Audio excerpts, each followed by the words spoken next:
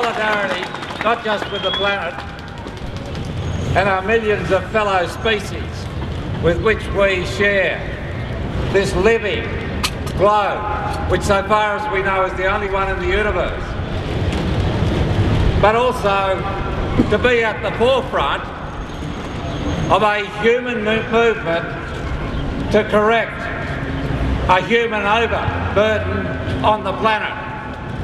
They're not doing that in Spring Street, they're not doing that in Canberra, they're not doing it in Washington, they're not doing it anywhere on the planet. It must come from the people, and it will come from the people, rescuing this planet. Just in the last week, the United Nations has issued 2 reports. One of them shows that already 300,000 people a year are dying because of climate change on this planet. And we've seen the disasters in our own country this year, with 500 to 1,000 people dying in the heat wave at the start of this year here in southern Australia. The other one indicates that there is no hope for this planet unless we as a global community aim not at Kevin's failed prescription of 5% reduction, but at a 40% reduction of greenhouse gases by 2020 over 1990.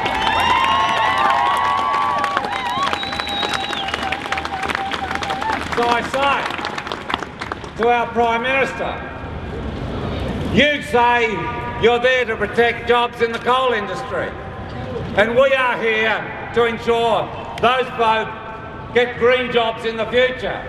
And greening our economy will create 0.5 to 1 million extra jobs, as this could become the carbon neutral powerhouse economy on the planet in the coming decades.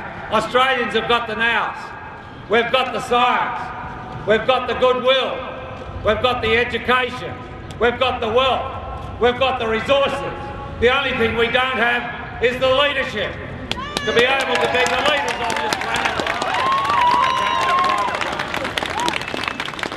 And instead of proper action, we've got a guns pulp mill to add 2% greenhouse gases by burning thousands of tonnes of forests each year being ticked off by the Minister for the Environment.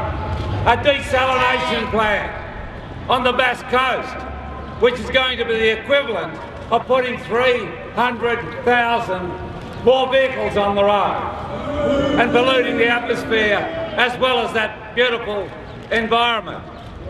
And we've got the government pouring millions into a coal industry when it's cut off the solar power rebate, and it says we won't go ahead with funding renewable energy in this country unless you pass our miserly, measly, failed prescription for greenhouse gas targets in the Senate next week. In other words, we've got the Prime Minister, Kevin Rudd, saying to the Leader of the Opposition, you judge or not. It's your vote which will determine whether renewable energy gets the boost that's required to make it boom, create jobs and make us feel happier that we're fostering this planet instead of killing it in the years ahead. Fair shake, fair suck of the sauce bottle. Save the planet. Instead of making this your political mission, make it your mission to save this nation. There will be those who say, get into incrementalism, support 5%, maybe something better will happen later. No, it won't. That blocks real action for a decade to come. Our job is to say to the government, we will not support your failed prescription to block proper action, which is reasonable, economically wise, job creating, and which will put the smile on the face of this nation as it leads the world to rescue this planet for all those who come after us. That is our mission, and we will settle for nothing less.